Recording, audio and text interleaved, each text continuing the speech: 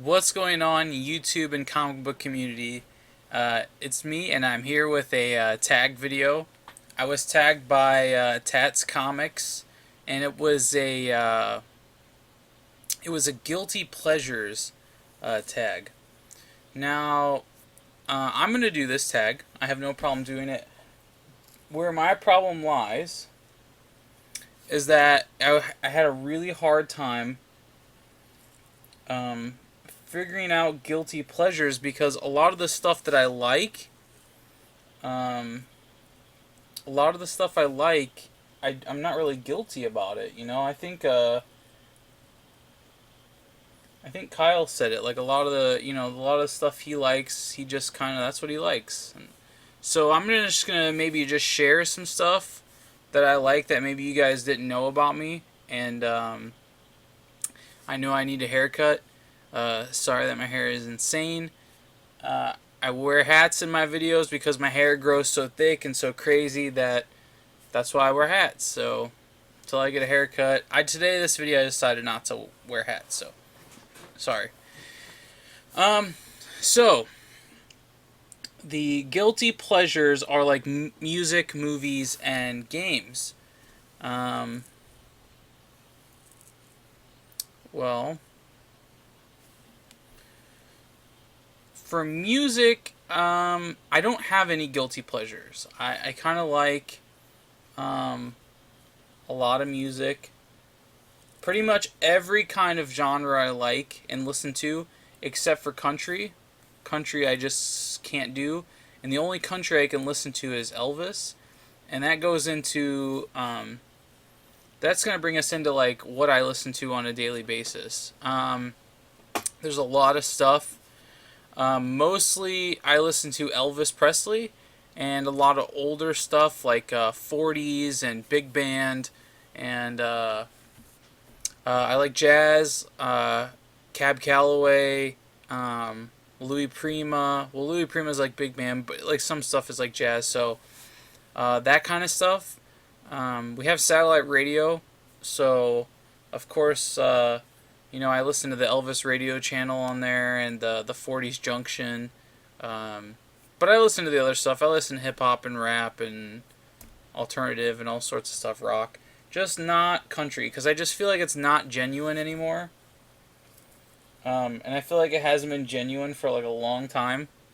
And you might be like, well, there's a lot of genres that aren't genuine anymore. But come on, half those country artists, they like make up that goofy, twangy accent to sing songs about stuff that is ridiculous. I mean, yeah, rappers sing about ridiculous things, but I think country is literally like the hip hop of today. It's it's just whatever. So, um, like I said, so music. So basically, if you want to I mentioned this to some other people. If you want to, I have Spotify. I make a ton of playlists on there, and if you want to, um, maybe we can. I'll put a link down in the description if you want to, um, follow me and I'll follow you guys, and we can like check out each other's playlists and share some music with each other. Um, but yeah, I got tons of playlists. A lot of the stuff that I listen to. Um, yeah, I like all sorts of things. Really, you'd be surprised what I'm into. I do listen to Elvis and the older stuff, and Frank Sinatra and Dean Martin and Sammy Davis and all sorts of stuff. Keely Smith, um, man, all sorts of stuff. I can't even. Bing Crosby is one of my favorites. Oh, I love Bing Crosby. But yeah, all sorts of the oldies. It's just really relaxing for me. I went through that phase where I was into like really hard and angry music, and I can't do it anymore. I can't. I'm not angry anymore. I'm not angry. I have nothing to be angry about. My life's great. I do listen to some of that stuff every once in a while, but um, I think Kyle said it best. He listens to a lot of the musical soundtracks and stuff to read, and I just find that the Elvis stuff. I've always loved Elvis though, but I find like the '40s stuff. A lot of instrumentals and instruments. Aside from drums and guitars, it's an orchestra. So woodwinds, brass, which I love brass. Brass is one of the many reasons why I love jazz, and I love Louis Prima because I play the trumpet myself and the cornet. So um, really appreciate the jazz and the big band type feel in some of the music. So um, that's my, I guess, would be guilty pleasure for music. I do also like musicals, and where my music kind of comes from. That's where we're gonna branch into movies now. I mentioned Bing Crosby. I love Bing Crosby. Um, I was gonna actually wait to have Kim come home to do this, so she could like. I would just tell her like what this was about, and she would honestly be telling you the same thing that I'd be saying, like Bing Crosby, Elvis, 40 stuff. But one of the movies that I like the most, well, let's say type of movie. So one of the types of movies that I like the most is like Christmas movies, and I'll watch Christmas movies in the summertime. I guess this would be my guilty pleasures that I watch stuff that's not really, um, the season. So Christmas, I watch horror movies constantly. Horror is like we love horror movies. Me and Kim, we try to watch every one that comes out. Um, every new one, every old one. We have subscriptions to horror-based movie places, and so horror is my thing. But so is Christmas. You can watch a horror movie any time of year, but people might look at you goofy if you watch a Christmas movie any time of year. So I guess I'm that goofy one. I do sometimes put on a Christmas movie, and I can't sometimes because Kim will give me crap for it. She'll be like, I don't want to watch this. It's summertime. So that was a bad Kim impression, but and one of them, like I said, I love Bing Crosby. One of them is White Christmas, and that's starring Bing Crosby and Danny Kaye. Danny Kaye. Danny Kaye. And it's on Netflix. It's a story pretty much about the song White Christmas. I think everybody knows White Christmas. A lot of music in it. It's a color movie. It's not black and white. I think it's Technicolor, so it's actually very beautiful and vibrant colors. And the story is very simple. It's about a soldier and Christmas, and it's really good. I think Kim actually, she used to tease me a lot because I'd watch it, and then I had it on, and she didn't realize that it was White Christmas because it's a pretty long movie for its time.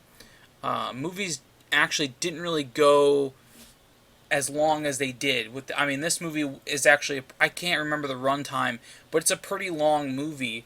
And we were watching it, and she kind of got really into it, and she's like, I was trying to talk to her, and I was like, hey, you paying attention? She's like, yeah, I'm just watching this movie. It's really good. And I was like, you've seen this movie like 100 times. She's like, what is it? I was like, it's White Christmas. And she's like, oh, shit, it's really good. And I was like, I know, you don't give it a chance. But, so White Christmas, a lot of Christmas movies I like. I also like Blue Hawaii. Of course, I'm going to like the Elvis movies, Blue Hawaii, and all sorts of them. Dude, he's got so many. I like them all. When they come on, or if I put them on, I watch them all. I do like musicals a lot, and one of them that I like a lot is Repo, the Genetic Opera. It's like a rock opera. It's some of you have probably heard of it. If you haven't, you could probably find it online for free. It's not on Netflix, I don't think. At least it might be. I don't know. It could be, it could be not. I don't remember. I do know White Christmas is on Netflix, so you guys can watch that and be like, wow, last I watched it, it was really good. But I do like musicals, and I'm with Kyle.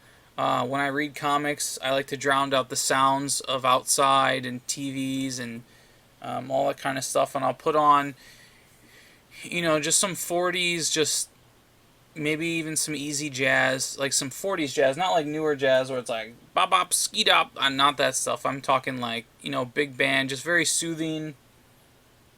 If you check out my playlist, you'll see And that's what I like to read comics to. It drowns out, the orchestra, and drowns everything out. And makes it easy to read. So I'm with Kyle on that one. Um, and as for another movie, I do watch this.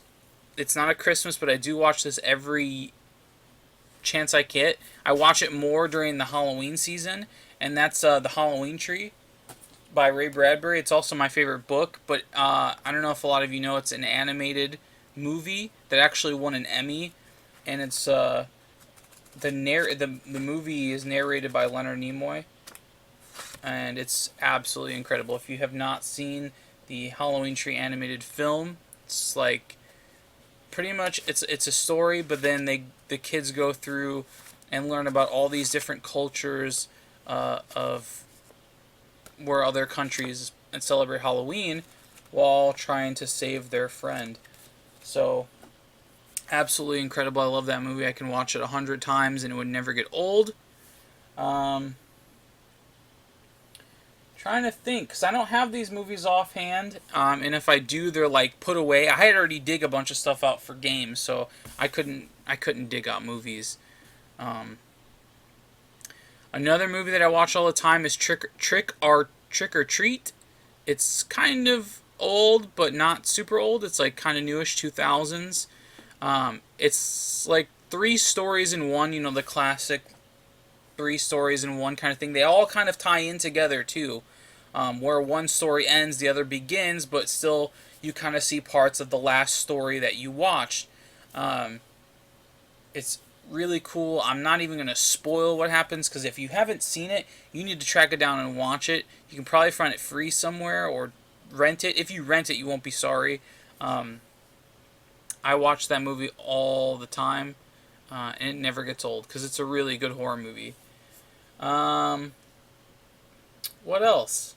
Oh, let's just do this. Last but not least for movies, the Bill and Ted movies. Excellent Adventure and Bogus Journey. As you know, I end a lot of my videos with "be excellent to each other," and that's a Bill and Ted kind of phrase. So, yeah, the Bill and Ted movies. Kim loves them too. So they're great movies. They're great. They're great. Just funny, older, dumb movies that you can just kind of watch and just forget about things. And, that's good every once in a while. So those are for my movies. And as for games, I had to dig these out. I couldn't even find all the ones that I wanted to get, so I just grabbed these because I have a large collection of games. So this is Donkey Kong. The arcade. This is for the Coleco. Also works on the Atari systems. Love Donkey Kong. Love the arcade. If I had enough money, I'd have my own Donkey Kong arcade machine. I could play that all day long and never get bored of it. And then Donkey Kong Jr. It's also a Coleco. That's why it's in this weird gray. But, it can be used with the Atari 2600. I use them on an Atari 7800 because it just works better on TVs. And then next up, let's go from oldest to new. So another guilty pleasure, and I've said this in my service text contest, that we bust out all the horror games and play horror games for Halloween while we hand out candy. And one of my all-time favorites is a guilty pleasure, and that is Friday the 13th. Jason Voorhees is my favorite horror icon. Love this game. I know a lot of people think it's real crappy and shitty, but I remember being a kid and playing this game in the dark. And I don't know if you know, but you're the camp counselors, and you're trying to save the kids and the other counselors, and trying to kill Jason at the same time.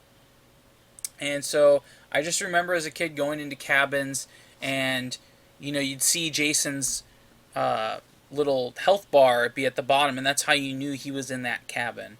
And then he would pop up you know, you'd walk because it was like turn based kind of, where you walked into the cabin, and then you'd go into the room and he'd be there, and it'd be like a sound. It'd be like, whoosh, and then he'd start punching you or chopping you with axes and stuff. And yeah, that used to scare me so bad. And so yeah, Friday the 13th, definitely a guilty pleasure. LGN game that everyone knows LJN sucks, but I really like this game. Next, another one of my guilty pleasures is Monsters in My Pocket. I absolutely love this game. It's by Konami. One of my favorite games of all time. I mean, just look at the picture. My camera's not going to focus. I need to get a new webcam that can do that. But, man, hours and hours and hours and days playing this game. And now that I have a new phone, I actually have an emulator on my phone so I can play both those games on the go, which I do. Sometimes I play them in bed because it's a pain in the ass to hook them up on the TV anymore, especially with newer TVs. I have older TVs to hook them all up on. But, you know, when those break, it gets harder and harder to find good, clean, working ones. So, next but not least, I'm not super into sports games. I am into hockey games, so I will play hockey and occasional soccer games. But this one, I make an exception for. And I know there's others in the series, but this is the original that I played and was like, holy crap, this is ridiculous. And that was Mutant League Football for the Genesis. I have this one in box, and for some reason it's not in its case, but I know where it's at. I think it's actually in the Genesis right now. It comes with this awesome Mutant League Football poster, which I still have.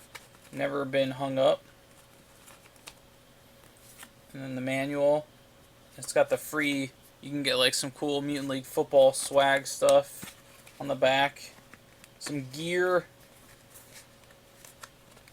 But yeah, this game, if you've never played it, basically it's a football game. But it's played like some of the courses are in outer space.